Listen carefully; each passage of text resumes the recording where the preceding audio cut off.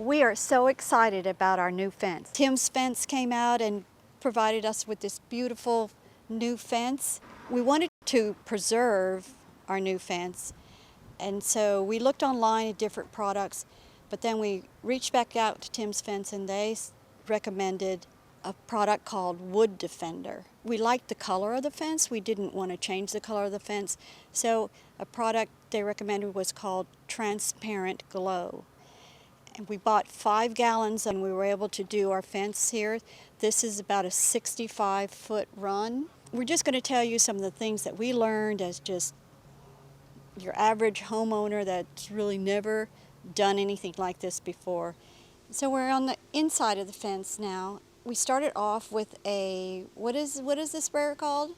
HVLP. So we used the other sprayer, which is for paint, because we had it. We didn't have one of these, but relented and went out and picked up this inexpensive sprayer from Harbor Freight, and it really worked well.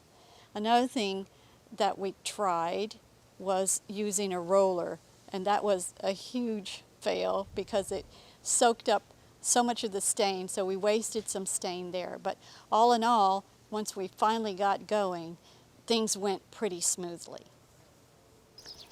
2 weeks later, we were able to start again. Here I am covering the plants. Site recommends that you cover the plants with a sheet. You can use plastic, but you can't leave it on the plants too long. We started spraying the fence because the weather was calm. Using a piece of cardboard here to keep the overspray contained because our neighbor's car was parked in the driveway. We hadn't coordinated with them, so they didn't know.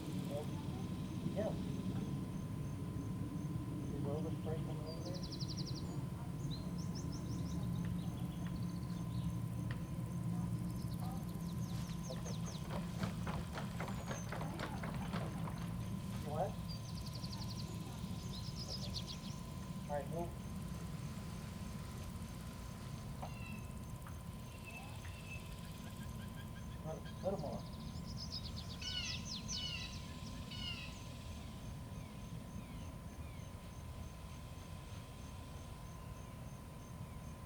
Okay. Overspray is a big concern of ours because our neighbors are close.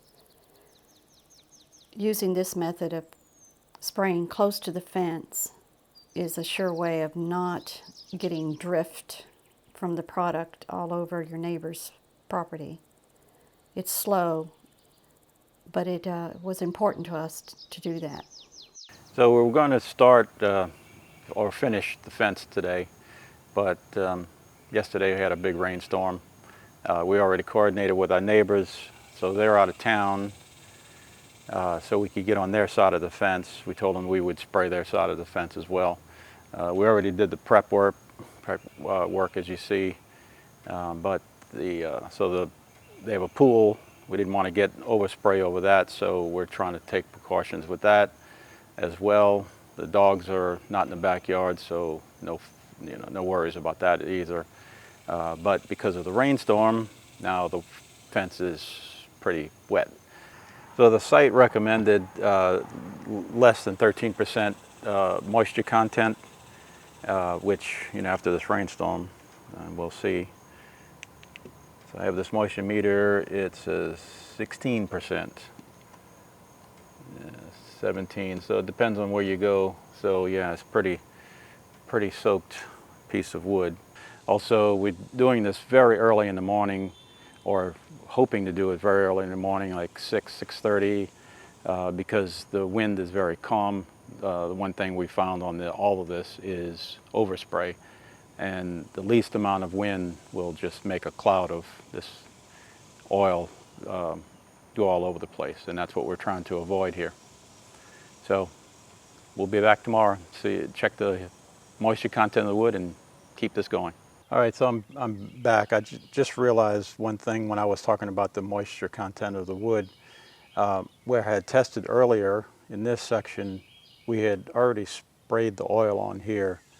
On this side, and so when I was getting 16%, 15% moisture, that was with the oil.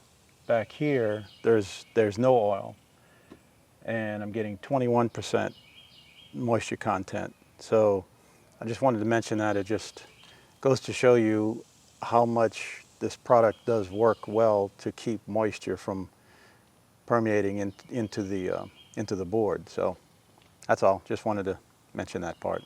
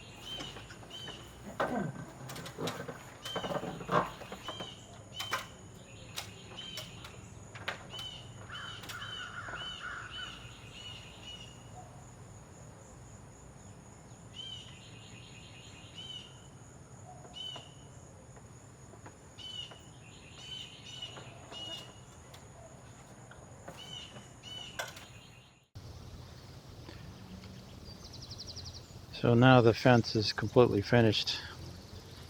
Even though it took us 4 weeks to complete, you can see that the oil is a nice even finish throughout the entire fence. This looks great.